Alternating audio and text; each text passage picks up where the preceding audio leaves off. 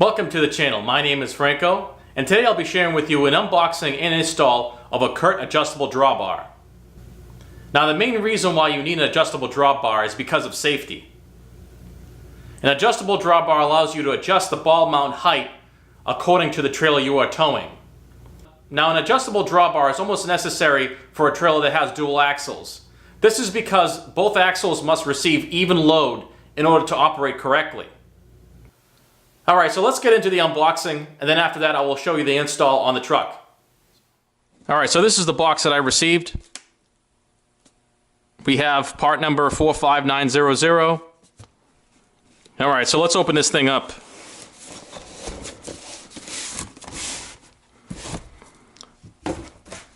I did open the box already just to make sure that I did receive everything I ordered, but you will see it firsthand.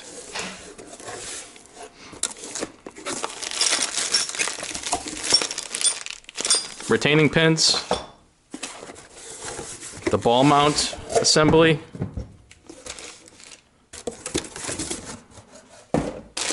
and then you have your adjustable seat channel mount.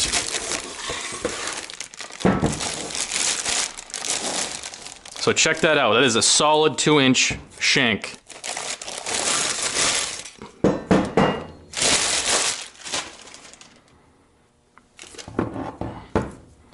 So it's a really nice touch that they added this protective sleeve onto the ball mounts. That really protected it from damage during shipping. So here are the three things that came out of the box. You have a package of retaining pins, the integrated ball mounts, and the adjustable seat channel drawbar. So let's crack this open first and see what we have in here. So that package has 3 pins and 3 retainer clips. So this ball mount is pretty damn hefty. This thing is all one piece.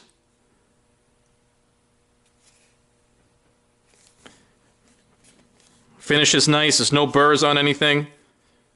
All the edges are broken on this, there's nothing sharp on it. Extremely nice job on this.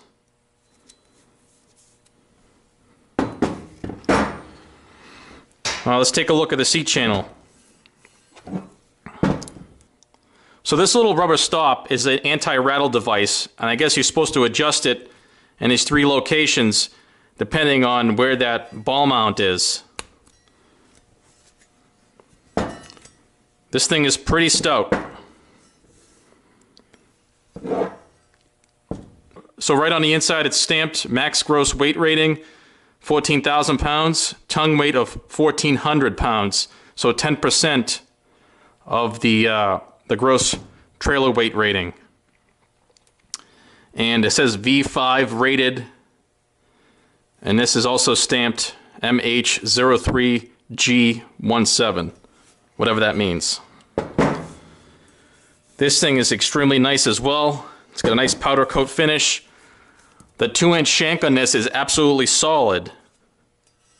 The whole thing is solid. It's not just the end of it. The whole 2-inch bar stock they used is solid bar stock. Like literally,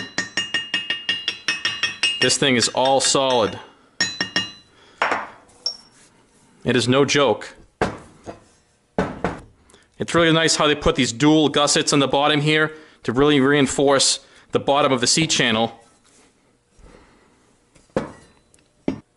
It's really nice how they put everything on the label, as well as they did a roll mark on the inside here just in case this rubs out. So you have, 14,000 pounds gross trailer weight rating and 1,400 pounds of a max tongue weight. So this, I guess, it has a 6-inch max drop and a 5¼ inch max rise. So there's 9 holes in the seat channel itself. This allows for ultimate adjustability depending on your ball mount height you need for your trailer. You have 2 holes here to mount in your receiver hitch depending on how far off the bumper you need to be. So really quick, I'm going to give you some dimensions. Overall length is 12¼ overall height is 9 3/4. You have a 2-inch drawbar.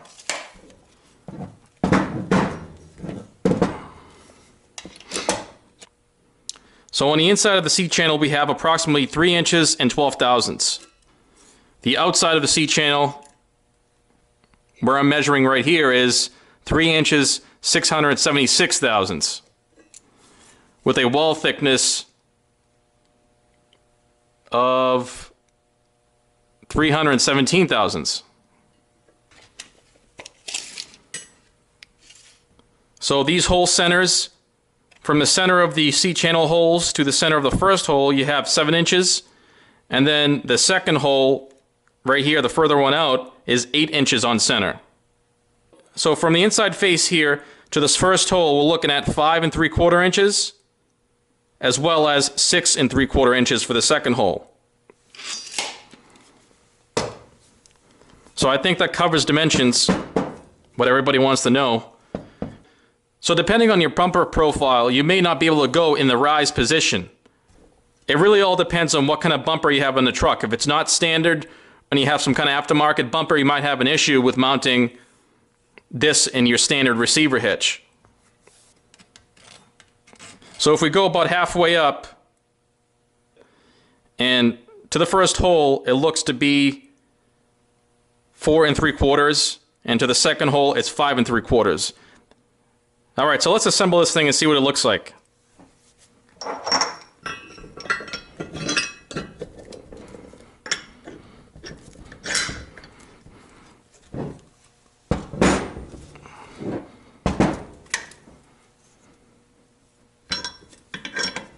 So you have to install that anti-rattle bump stop in between in the center of the ball mounts. Otherwise it won't allow you to insert the pins in.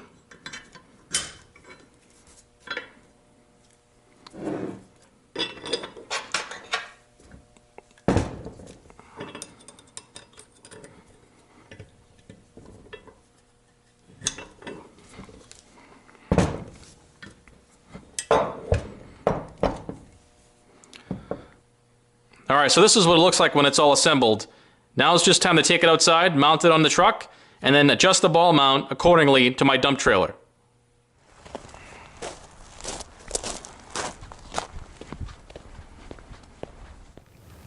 Alright, so it took a measurement and I'm going to go with 24 inches. I want the top of the ball mount, once installed in the trailer hitch, to be at 24 inches. That's pretty much going to take me to just about the top of this receiver hitch.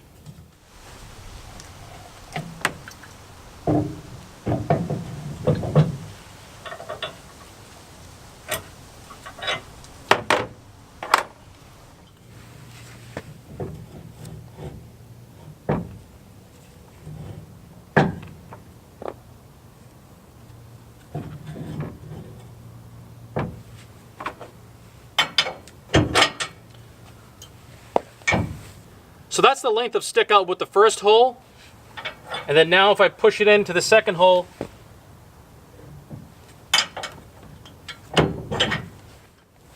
so now this is the stick out with the second hole. So this is what it looks like in a drop configuration. We can also flip this 180 into a rise configuration.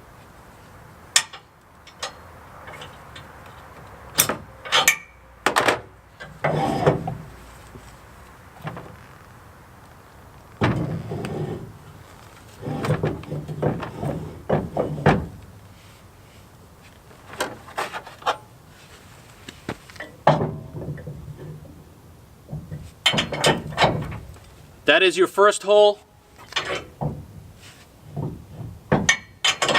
and that is the second hole stick out.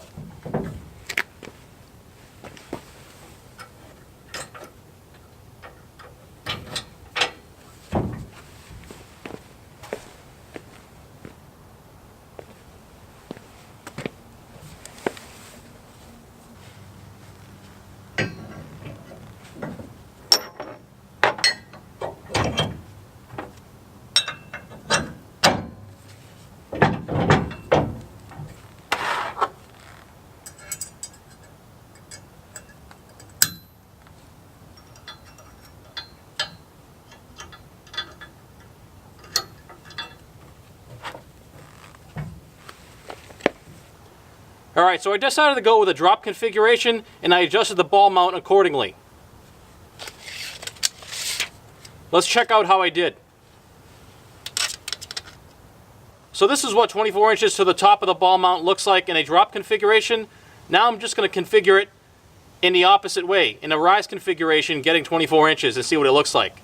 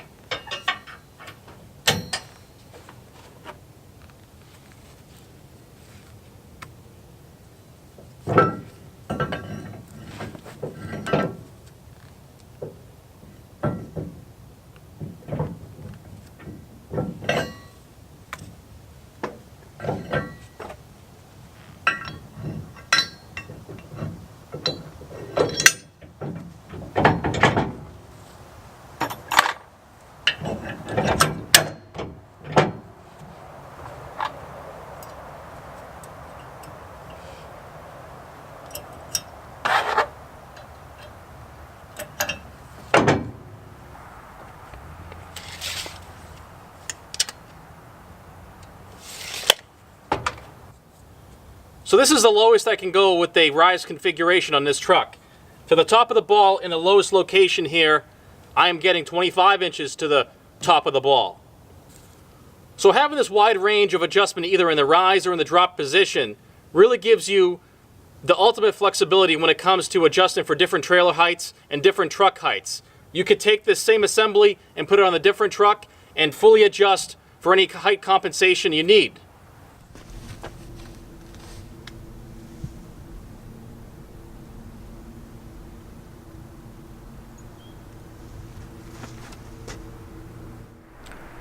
Well guys, that's it for today. I hope you enjoyed the video, and if you haven't subscribed to the channel, please go ahead and do so. Thank you for watching, and have a nice day.